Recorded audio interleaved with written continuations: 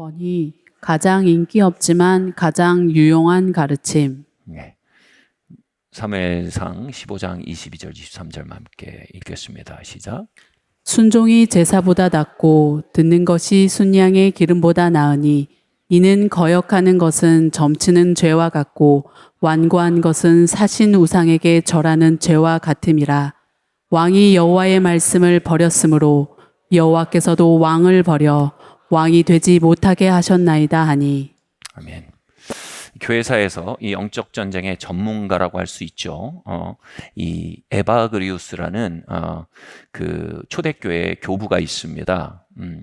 그는 이 마귀의 현존과 수많은 다툼, 승리를 통과하며 이 마귀의 현존에 대해서 이렇게 묘사했어요. 뭐 예를 들면 우리가 마귀가 우리에게 찾아올 때 막 뿔을 달고 삼지창을 들고 꼬리를 흔들면서 빨갛게 몸을 칠하고 오는 그런 게 아니에요. 그는 마귀가 자신에게 다가오고 시험할 때 항상 로기조마이를 통해서 왔다고 합니다. 로기조마이가 뭐냐면 생각할 수 있는 능력을 의미하는 단어입니다. 즉 자신의 생각처럼, 자신의 느낌처럼, 자신의 인상처럼 마귀가 다가온다는 것입니다. 다시 말해서요, 우리가 우리 생각, 우리 느낌, 우리 욕구에 사로잡혀서 그것에 대해 반문하는 겸손을 가지지 않는다면, 그것을 꺾는 법을 알지 못한다면 우리는 마귀에게 복속될 수 있다라는 이야기입니다. 미국에 여러분 가면 사탄교가 있습니다. 지금도 있는지 모르겠는데 옛날에 샌프란시스코에 Satan First Church가 있었어요. 그러니까 사탄 제일교회예요. 뭐 지금도 강남 제일교회, 뭐 서울 제일교회 있잖아요. 이런 것처럼 사탄 제일교회가 있습니다. 이 사탄교회에 제1계명이 있어요. 나름 조직적이죠. 제1계명이 뭐냐면 흥미롭습니다. 내 뜻대로 할지니라. 내 생각, 내 뜻, 내 마음, 내 욕구를 주장하며 사는 삶이 사단을 섬기는 삶이라는 시사점을 가지는 이야기입니다.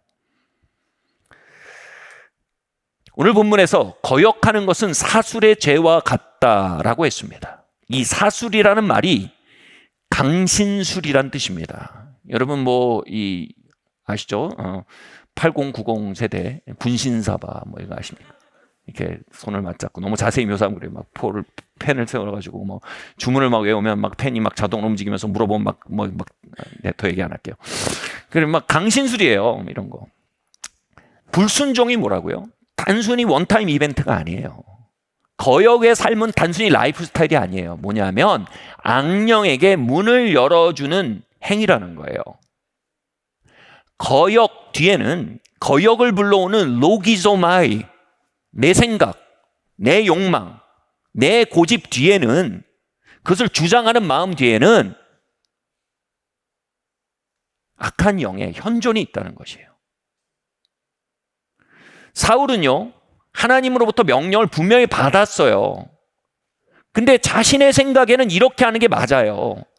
자신의 뜻에는 이렇게 하는 게 좋은 방법이에요. 그래서 그는 불순종했어요. 그것에 대해 사무엘이 얘기한 거예요.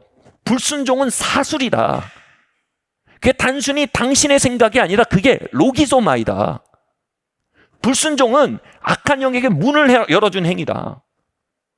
여러분, 누군가 눈을 두드려요. 똑똑똑똑. 누굽니까? 당신 친구입니다. 강도예요. 문을 열어줘요. 그게 원타임 이벤트로 끝납니까? 들어오면 어떻게 합니까? 제일 먼저 여러분을 협박해서 여러분을 포박할 거예요. 여러분 억어할 겁니다. 그 다음에 여러분의 세간을 늑탈할 거예요. 예수께서 말씀하셨어요. 도둑이 온 것은 죽이고 도적질하고 빼앗기 위함이라. 사단에 대한 얘기입니다. 사단의 로기조마이의 목적은 언제나 죽이고 빼앗고 도적질하는 것입니다. 사울에게 찾아온 로기조마의 강도는요, 불순종과 거역을 불러오는 욕망, 사고, 고집을 통해 그의 삶을 노크했던 것입니다. 그러나 사단이 로기조마이로 와서요, 마치 그게 내 뜻인 것처럼, 내 자유인 것처럼, 그렇게 하면 내가 잘 될 것처럼, 내가 기뻐질 것처럼 선택하지만 사단은 언제나 거짓말장입니다. 그는 그것을 통해 우리의 자유를 뺏고 우리의 풍요를 뺏고 우리를 늑탈하는 것입니다. 거역이, 불순종이 사단의 로기조마의 현존이듯 반대도 마찬가지입니다. 하나님께 순종하는 선택은요, 한 번의 사건이 아닙니다. 그것은 우리의 삶을 진정으로 일으키고 풍요케 하고 살리는 분을 향해 문을 여는 행위입니다. 그분이 들어오셔서 우리의 삶을 다스리시고 회복하시고 늑탈당한 세간을 다시 채워나가시기 위해 주님은 순종의 노크를 우리에게 하시는 것입니다. 저에게 있어서 가장 순종하기 어려운 영역이 있었어요. 바로 재정의 영역이었습니다. 저는 젊은 나이에 신학교를 갔어요. 당시 저희 아버지도 회사에 다니시다가 신학교에 목회자가 되시고, 저희 큰형님도 신학교에 가시고, 저도 신학교에 가고, 가정은 누가 돌보나? 이 돈 문제 어떻게 푸나? 마음이 무거웠습니다. 이거 돈 문제 풀고 하나님 섬겨야 되는 거 아니냐? 하나님 뜻도 뜻이지만 일단 돈 문제 풀어야 되는 거 아니냐? 이러한 종류의 사고를 염려라고 합니다. 예수께서 이렇게 말씀하셨어요. 재정의 영역에서 이렇게 말씀하셨습니다. 함께 읽어볼까요? 시작. 그러므로 염려하여 이르기를 무엇을 먹을까, 무엇을 마실까, 무엇을 입을까 하지 말라. 그런즉 너희는 먼저 그의 나라와 그의 의를 구하라. 그리하면 이 모든 것을 너희에게 더하시리라. 재정에 있어서 하나님의 뜻은 명확했어요. 1번, 염려하지 마라. 2번, 먼저 그 나라 그 일을 구하라. 돈 문제 풀고 하나님 뜻 하지 말고 하나님 뜻을 먼저 놓아라. 그래야만 뭐라고요? 이 모든 것을 너에게 더하실 것이다. 너희의 재정을 돌보는 하나님의 은혜가 염려치 아니하고 먼저 그 나라와 그 일을 구하는 순종을 통해 하나님의 은혜가 너희의 삶에 상륙할 것이다. 저의 로기조마이어와 하나님의 말씀의 권위 앞에서 회색지대는 없었습니다. 저는 그 말씀에 아멘하고 나의 로기조마이를 복속시키거나 그 말씀을 당해 그럴 수 없습니다. 하나님 먼저 나를 염려치 않을 환경을 만들어 주시면 내가 그렇게 해보겠습니다 라고 노라고 말하거나 둘 중에 하나였습니다.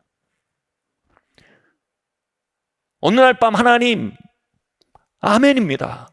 그러나 내 안에 끊임없이 일어나는 이 염려의 기운들, 이 라이프 스타일을 하나님 고쳐주십시오 하고 은혜를 구할 때 하나님 저의 삶의 새로운 영역들을 열어가기 시작하셨습니다. 다시 말해 순종을 선택한 겁니다. 그 과정 속에서 한 선교단체를 만나게 됐어요. 이 선교단체의 특징이 뭐냐 하면 저에게 재정에 있어서 많은 것을 가르쳐주는 단체예요. 자비랑 선교를 하는 단체였어요. 자비랑 선교가 영어로 faith mission이라고 합니다. faith mission이 뭐냐 하면 월급을 받지 않아요. 그리고 하나님께서 하나님을 섬기는 그 삶을 돌보아 주실 것을 신뢰하는 거예요. faith, 믿는 거예요. 그리고 하나님의 뜻을 행해 나가는 거예요. 선교사님들 그렇게 사는 거예요. 이거는 신학생인 저보다 어떻게 보면 더 하드코어인 거예요. 어느 날 그 선교사님이 간증을 하시는 거예요. 제가 대학생 때인데 그 간증을 듣는데 전 아직도 그 간증이 생각이 나요. 제가 페이스 미션 자비량으로 산 지가 이제 10여 년이 되었습니다.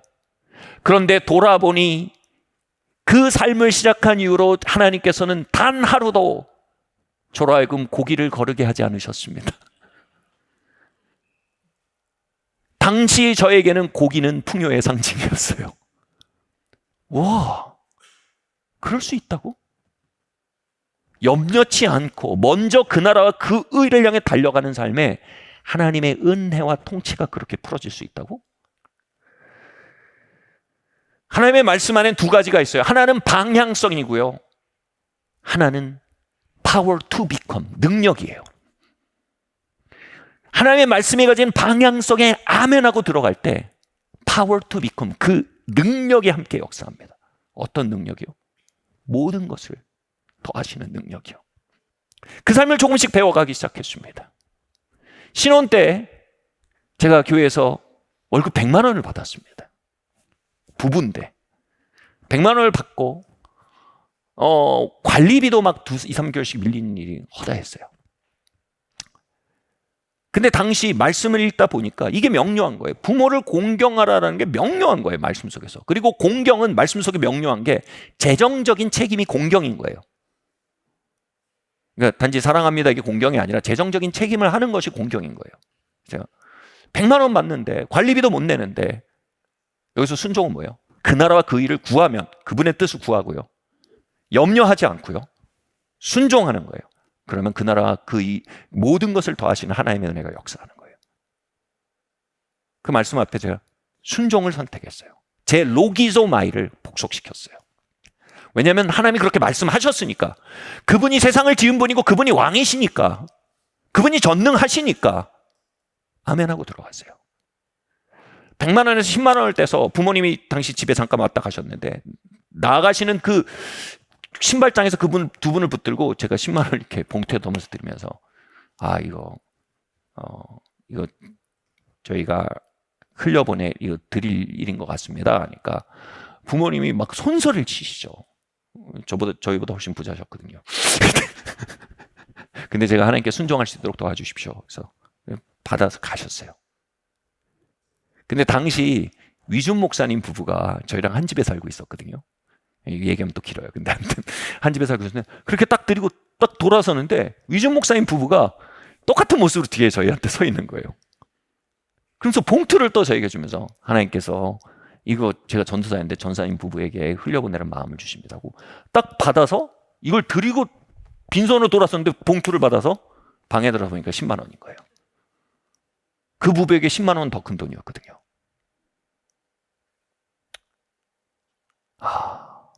이런 세계가 있구나. 하나님이 이렇게 역사하시고 이렇게 돌보시는 세계가 있구나. 그렇게 저희는 교회를 개척하고요. 신혼생활을 시작하고요. 또 그 다음엔 단독 건물을 갖게 되고요. 그 다음에는 대안학교를 시작하게 되고요. 100만 원으로 믿음으로 드리며 살던 삶이요. 훨씬 더 많이 늘어나고요. 이제 1000만 원대를 믿음으로 운영하게 되고 억대를 믿음으로 운영하게 되고 하나님 교회 재정을 맡기시니까요. 마침내 이렇게 좋은 교회 건물도 주시고요. 신혼이었는데 이젠 딸이 셋이에요. 여전히 저는 재정에 대해 로기소마이를 꺾어야 합니다. 여전히 하나님의 말씀의 통치 안에 Yes, sir 하고 들어가야 합니다. 오늘 여기서 예배하면서요. 다시 하나님 말씀 앞에 순종합니다. 주님. 저의 로기소마이, 제 마음속에 끊임없이 일어나는 유혹들을 꺾어들이며 나아가는 선택을 해야 했습니다. 다음 말씀 한번 볼까요? 함께 읽겠습니다. 시작. 순종은 짧게 보면 우리를 꺾지만 길게 보면 우리를 세웁니다. 예레미야서 29장 11절 말씀 함께 읽겠습니다. 시작. 여호와의 말씀이니라. 너희를 향한 나의 생각을 내가 아나니 평안이요 재앙이 아니니라. 너희에게 미래와 희망을 주는 것이니라. 아멘. 성도가 성공적인 삶을 사는 데 있어서 정말 가장 중요한 개념이 있어요. 한 인생이 하나님의 목적을 이루며 사는데 가장 중요한 덕목이 있습니다. 이걸 영어로 delayed satisfaction이라고 합니다. 유보된 만족이란 개념입니다. 지난 8월에 저는 시티1 중고등학생들을 데리고 홍콩 싱가포르 캠퍼스 투어를 다녀왔습니다. 정말 세계 유수의 대학들을 방문하고 또 정말 훌륭한 곳들을 방문하고 아주 아름다운 경험들을 했어요. 그렇게 하루를 보내고 호텔에 돌아오는데 쭉 걸어오는데 교장 선생님이 저한테 온 거예요. 이사장님, 애들이 울어요. 저 너무 걸려서 울는 아이들이 있는데 발이 아파서 우는데 애들이 너무 감동을 한 거예요. 이런 삶이, 이런 경험이 내 삶에 있구나. 이렇게 아름답고 이렇게 멋지고 이렇게 만족스러운 삶의 차원이 있구나. 그게 낯설어서 10대 애들이 우는 거예요. 제가 어찌 그 순간을 놓치겠습니까? 돌아서 그 얘기했어요. 얘들아, delayed satisfaction이라는 게 있어. 정말 놀라운 차원이 있지, 얘들아. 정말 놀라운 기쁨이 있지, 얘들아. 이 기쁨이 너희 것일 수 있어. 이 삶이 너희 것일 수 있어. 그리고 그것을 향해 걸어 들어갈 수 있는 길이 너희 앞에 있어. 그 길은 지금의 잠깐의 만족을 유보해서 진짜 항구적인 기쁨을 향해 걸어 들어가는 삶이야. 너희가 지금 핸드폰 액정 조그만 것으로 거기서 보면서 히히덕거릴 수 있지만, 남들이 사는 삶 보면서 부러워할 수 있지만,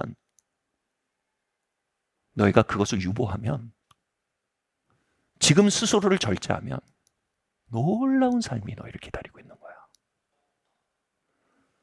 요즘 CTL의 자율학습 시간이 용광로입니다. 아이들이 공부하는 거예요.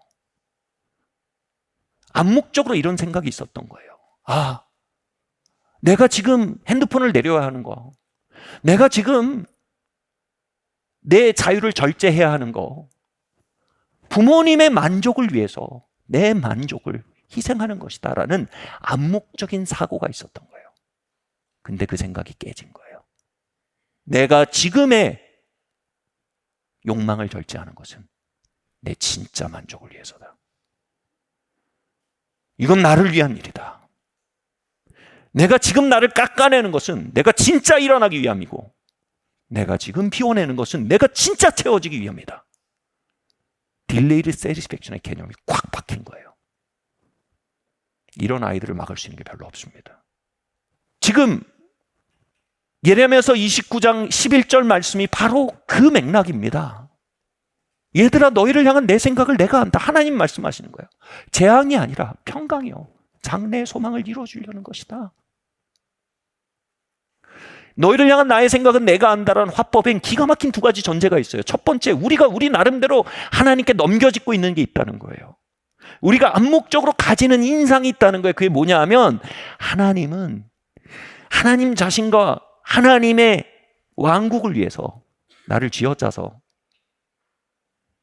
그것을 충족시키려고 하신다. 순종하는 삶은 쥐어짜지고 탈탈 털리는 삶이다라는, 하나님과 하나님의 영광을 위해서. 그 암묵적인 사고에 대해서 하나님이 아신다는 거예요. 근데 그 넘겨짚음 아니다, 너희를 향한 나의 생각은 내가 안다, 얘들아. 그것은 재앙이 아니다, 평강이다. 장래 너희의 비전을 이루어주려는 생각이다. 내가 너희를 낮추면 너희를 세우기 위함이고, 너희를 비우면 너희를 채우기 위함이다.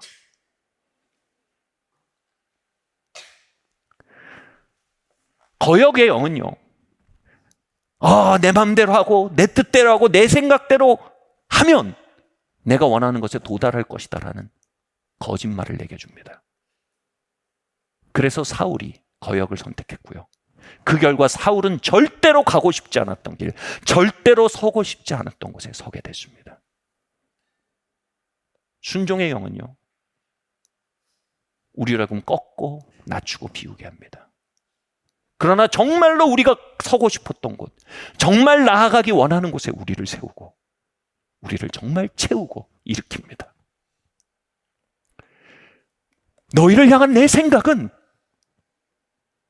너를 쥐어짜 텅텅 비게 하려는 게 아니야. 너의 자유를 박탈하게 하려는 게 아니야. 이게 진짜 자유의 길이야. 이건 딜레이드 세티스팩션의 길이야. 난 너에게 주고 싶은 삶이 있어. 나는 너에게 걷고 싶게 할 수 있는 길이 있어. 나는 너희를 데려가고 싶은 충만의 차원이 있어. 그러니 내 말을 들으렴. 이 음성 앞에 사단은 하나님에 대한 불신을 우리의 마음속에 우겨넣어 왔습니다. 여러분, 태초에 아담과 하와가 불순종했을 때, 불순종하기 훨씬 이전에 사단이 성공했던 일이 있습니다. 뭐냐면 하나님에 대해 잘못된 인상입니다. 사단이 하와에게 가서 말았어요. 하와야, 하나님께서 이 동산실과 나무 먹지 말라고 하셨지? 하나님이 선악과 외에는 다 먹으라고 하셨거든요. 그러니까 하와가 그건 아닌데, 하나님이 선악과 외에는 다 먹으라고 하셨어. 다시 말해, 하나님의 우리를 향한 관대하심을 가리는 거예요. 하나님이 우리를 충만케 하고 싶어 한다는 중심을 가리는 거예요. 하와가 그건 비껴나갔어요. 오케이? 그거 아니야. 하나님 그렇게 안 했어요. 근데 그러면 선악과는 왜 먹지 말라고 하셨을까? 그건 너를 통제하고 조종하기 위해서 하신 거야. 근데 하나님 뭐라고 하셨어요? 선악과를 먹지 말라 하면 하와와 아담을 죽음으로부터 지키기 위해서였어요. 하나님 보호하기 위해서였어요. 하나님의 관대함을 하나님의 인색함으로, 하나님의 보호와 돌봄을 하나님의 조종과 통제로 오도시킨 거예요. 하와는 어느 순간 하나님이 그를 쥐어짜서 당신의 것만 세워나가는 보스로 보이게 만든 거예요. 그러나 그것은 사단의 거짓말입니다. 슬픈 것은 그런 사단의 종교적 거짓말이 많은 성도들의 마음속에 승리하고 있다는 것입니다. 그래서 그들은 순종을 하며 두려워합니다. 그들은 순종하며 염려합니다. 그러나 하나님은 가져가는 분이 아니라 주는 분이십니다. 하나님 보스가 아니라 아버지십니다. 예수님은 아버지로 하나님을 소개하며 이렇게 말합니다. 좋은 것으로 주실 줄 아시는 분. 같이 말할까요? 좋은 것으로 줄 줄 아시는 분. 하나님은 taker, 가져가는 분이 아니라 하나님 giver, 주는 분이십니다. 하나님이 순종을 말씀하실 땐 주기 위함입니다. 하나님이 낮춤을 말씀하실 땐 세우기 위함입니다. 하나님이 비움을 말씀하실 땐 채우기 위함입니다. 그 신뢰가 흔들리지 않아야 합니다. 그게 뭡니까? 하나님을 아바로 고백하는 겁니다. 하나님은 나의 아버지십니다. 하나님은 나의 기버이십니다. 같이 말할까요? 하나님은 내게서 취하는 테이커가 아니라 내게 주시는 기버이십니다. 하나님께서 예수 그리스도를 십자가에 오르게 하신 그 어마어마한 희생의 순간에도 여러분 성경은 뭐라고 합니까? 하나님께서 예수님에게 부활의 생명과 모든 이름 위에 뛰어난 이름과 모든 보좌 위에 높은 보좌를 주기 위한 과정이라고 성경이 말합니다. 하나님 기버로서 십자가의 길을 말씀하고 계셨어요. 우리의 삶의 어떤 순종도 딜레이드 세티스팩션에 벗어나는 게 없어요. 무언가 지금 유보되는 것 같지만 기꺼이 유보하세요. 더 높은 삶이 있습니다. 무언가 깎아내는 것 같지만 기꺼이 깎아내십시오. 더 충만한 삶이 있습니다. 무언가 늦춰지는 것 같지만 기꺼이 늦추십시오. 더 높은 차원의 더 효과적인 삶이 있습니다. 하나님은 우리의 아바이십니다. 태초에 에덴에서 성공했던 사단의 거짓말이 우리 안에서 실패하기를 바랍니다.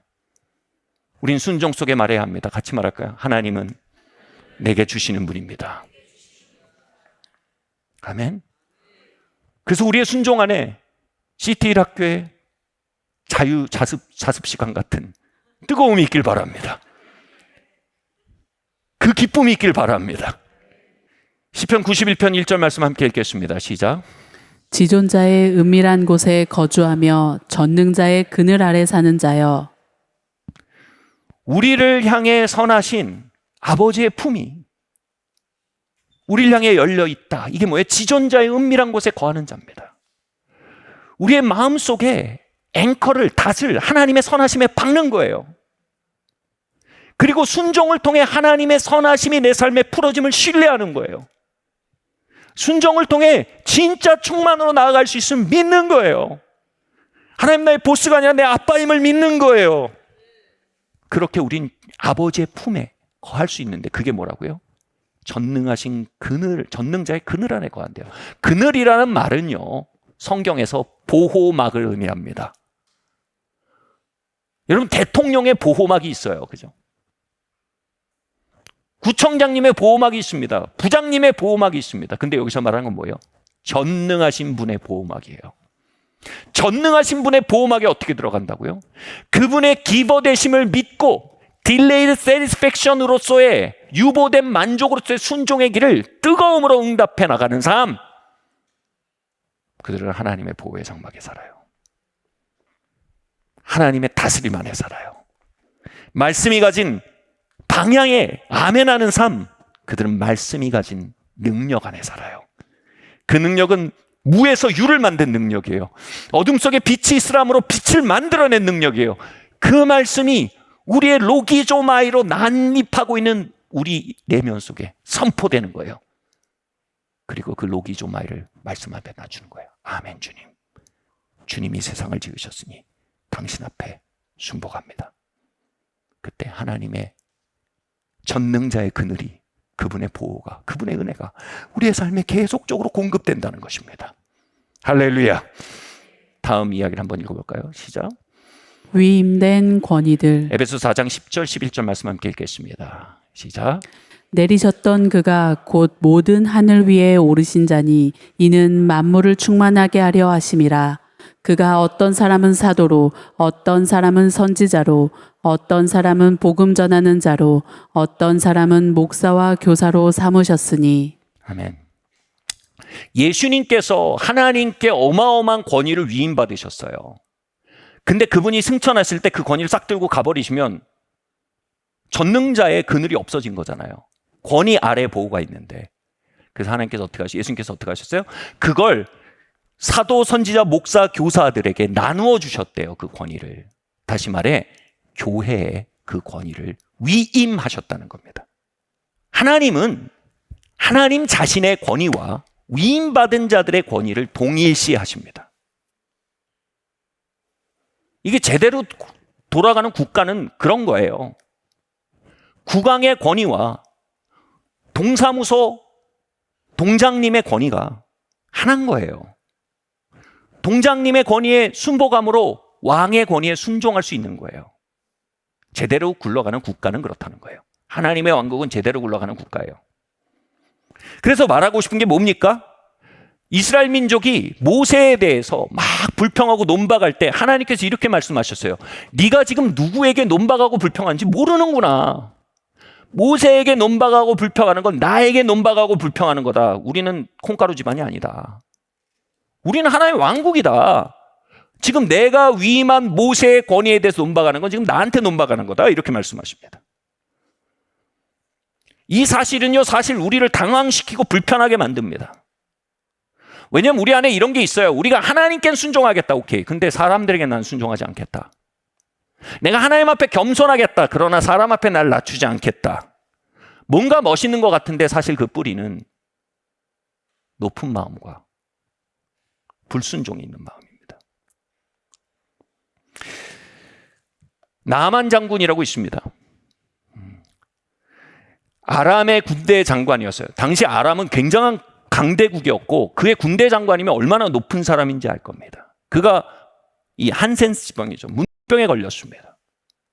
그리고 이스라엘의 선지자 엘리사에게 치유를 받기 위해 군대 장관이 이웃 나라, 더 약한 나라에 찾아와서 엘리사의 집까지 왔어요. 근데 엘리사가 어떻게 응답하냐 하면 나가서 군대 장관님 나가서 좀 뭐 차라도 한 잔 마시고 이렇게 해야 되잖아요. 근데 자기 사환, 조수를 내보낸 거예요. 조수. 다른 말로 물 뜨는 자라 그러는데 물 뜨는 자는 뭐냐면 엘리사가 이렇게 세수하려고 할 때 물 떠다 주고 발 씻을 때 물 떠다 주고 내가고 이런 사람을 보낸 거예요. 뭐라고 하냐면 저 요단강에 가서 7번 몸을 씻으라고 하십니다. 그러면 나을 거라고 하나님 고치실 거라고 하십니다. 라고 사환이 말 그대로 띡 나와서 말 그대로 띡띡띡 말하고 들어간 거예요. 나만 장군이 굉장히 불편해졌어요. 아니 내가 지금 아람 장군, 아람 국가의 장군이 여기 왔는데. 그래서 뭐라고 얘기합니까? 한번 읽어볼까요? 다음 말씀. 함께 읽겠습니다. 시작. 나아만이 노하여 물러가며 이르되 내 생각에는 그가 내게 와서 서서 그의 하나님 여호와의 이름을 부르고 그의 손을 그 부위에 흔들어 나병을 고칠까 하였도다. 나 안 해. 그겁니다. 나 교회 안 다녀. 아니 죄송합니다. 그의 이미 장군으로서 비대해진 자아가요. 에고가요. 하나님이 그 소박하고 일상적인 통로를 통해 자신에게 일한다는 걸 받아들일 수가 없었던 거예요. 그가 기대했던 거예요. 내 생각엔, 자기 생각이 뭐야? 자신의 비대한 에고에 기초한 기대는 이건 거예요. 엘리사가 쫙 차려입고 나와서 뭐라고요? 손을 흔들며 막 성령의 능력 안에서 막 손을 들면서, 그리고 이렇게 이른다는 게 뭐예요? 여호와께서 말씀하십니다. 막 동굴 울림 목소리로 막 해서 주께서 요한단강에 7번 씻으라고, 이런 걸 기대한 거예요. 사환이 띡 나와서 7번 씻으라고 하십니다. 그럼 나을 겁니다. 그리고 띡 들어가는 거, 와, 아픈 거예요. 이 아픔을 뭐라 그래요? 자기애적 상처라고 하는 거예요. 하나님 겸손한 자에게 은혜를 주세요. 이건 하나님의 선호 방식이 아니고 하나님의 질서예요.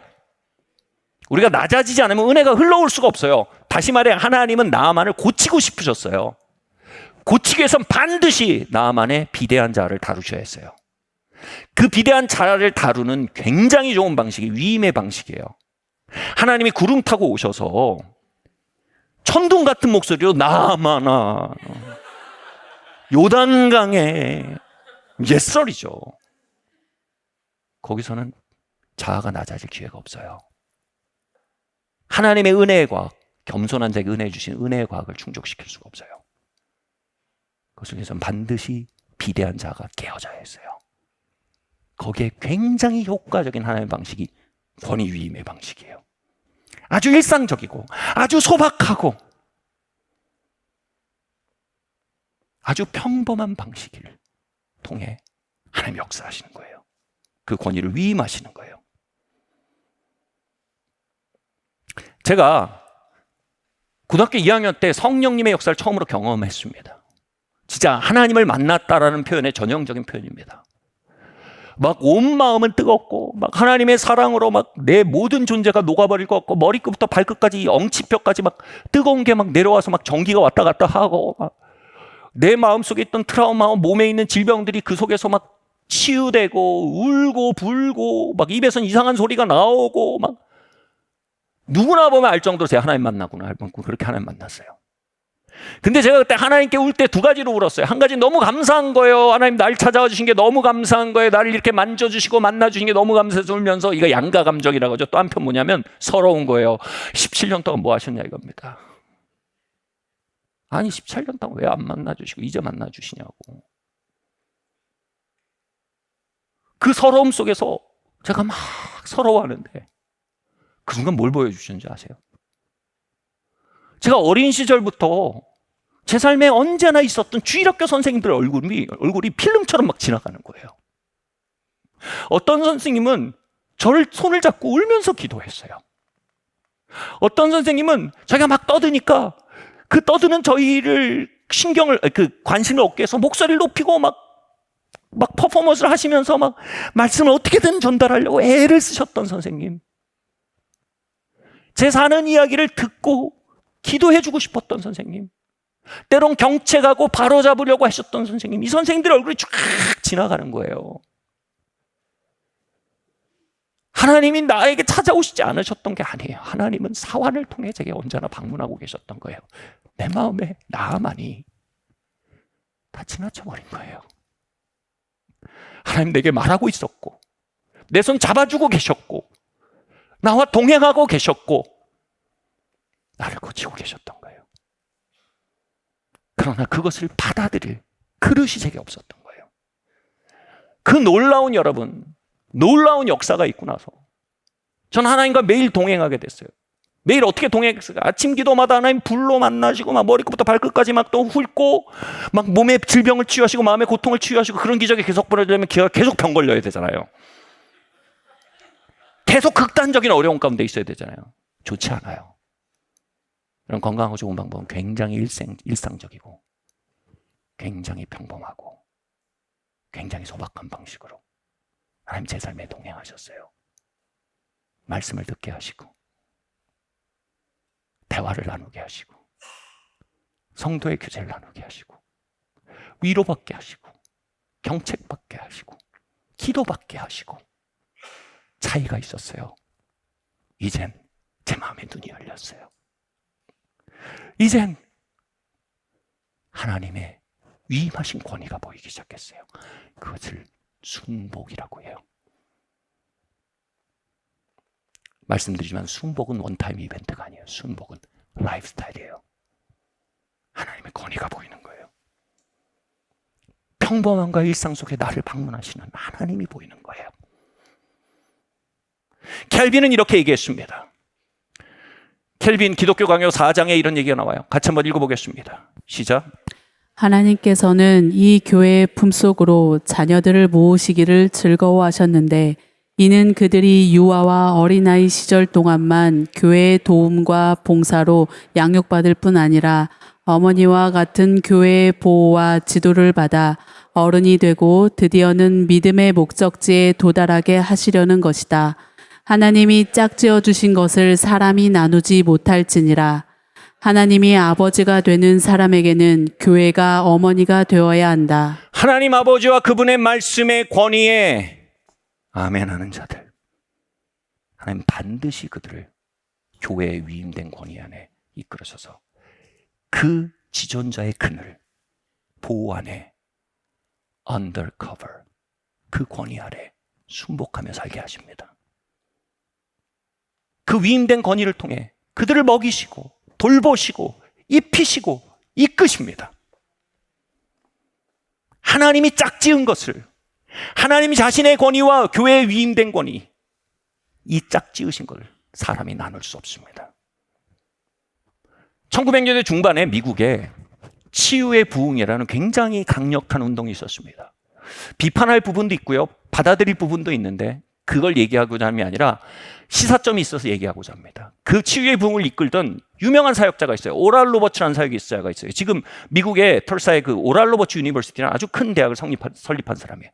이 오랄 로버츠라는 사역자가 사역할 때 항상 이렇게 사역했어요. 질병을 치유받게 온 사람이 있으면 먼저 가서 물어봤어요. 당신은 하나님께서 당신의 질병을 고칠 능력이 있음을 믿으십니까? 당연하죠. 아멘, 아멘, 아멘. 그러니까 여기 와 있죠. 아멘. 근데 두 번째 질문이 나만을 건드려요. 하나님께서 그 권위를 나 오랄 로버츠에게 맡겼음을 믿으십니까?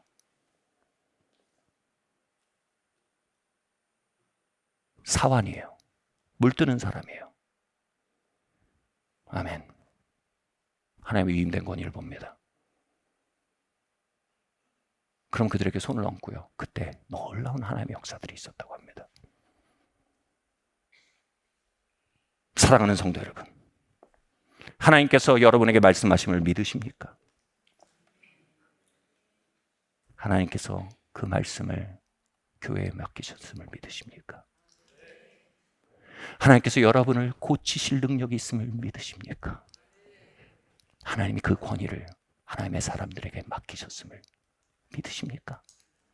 하나님 우리의 삶을 거치고 세우고 충만케 하실 분이심을 믿으십니까? 그 하나님께서 여러분에게 셀을 주시고 셀 리더들을 보내셨음을 믿으십니까? undercover, 지존자의 은밀한 곳에 거하는 자는 전능자의 그늘 아래 거할 수 있습니다. 아멘. 주님, 나는 그 아래로 들어가겠습니다. 하나님께서 지체들과 사역자들의 귀를 통해 여러분의 이야기를 경청하고 계시면 아십니까? 그들의 문안과 환영을 통해 하나님께서 여러분을 환영하고 계심을 믿으십니까? 그들의 중보와 권면을 통해 하나님께서 여러분을 위로하시고 힘주시고 일으켜 세우심을 아십니까?